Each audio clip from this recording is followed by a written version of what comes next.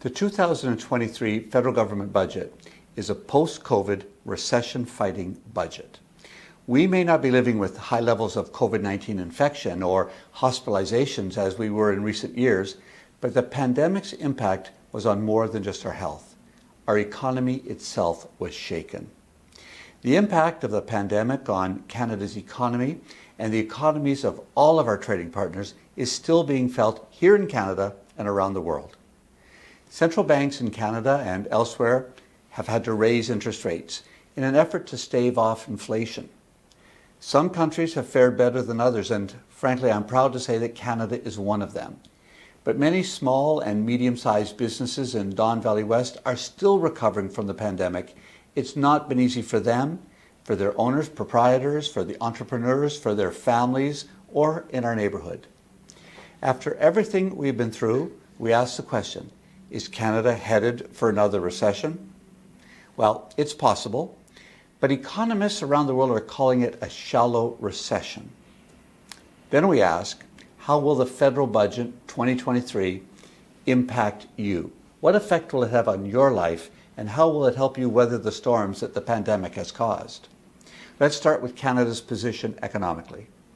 In 2022, Canada had the strongest growth rate of all G7 countries. In fact, there are 830,000 more Canadians now in the labour force than there were before the pandemic. We all know that prices have been increasing, but Canada's inflation rate has been falling steadily for 8 months in a row. We're making progress. But despite the slowing down of inflation, we're still seeing exceptionally high prices for grocery items. We feel it at the grocery stores, fresh fruit, vegetables especially. Last fall, we doubled the GST tax credit for 6 months. We are introducing a one-time payment to help low and modest income individuals and families called the grocery rebate. With the grocery rebate, a family of 4 will receive up to $467 to help offset high grocery prices.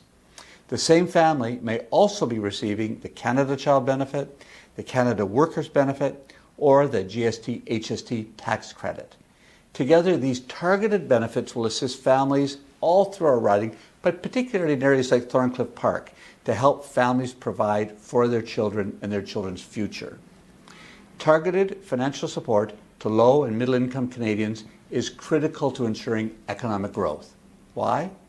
Because low and middle income people spend a greater proportion of employment income on consumer goods, including food. So people with high incomes tend to have several sources of income and spend less of their employment income on the basics like shelter or food. Protecting the purchasing power of low and middle income Canadians is key, not only to their well-being, but it's key to keeping the economy growing in Canada. On the taxation side, we have increased the basic personal deduction to just under $15,000. That means that you can earn up to $15,000 in Canada without paying any federal tax on that income whatsoever. For the wealthiest Canadians, we have raised taxes because we can and should pay more. I believe that profoundly. Targeted support works. Our Canada Dental Care Plan will provide dental coverage to Canadians of all ages who do not have dental coverage and whose family income is less than $90,000 a year.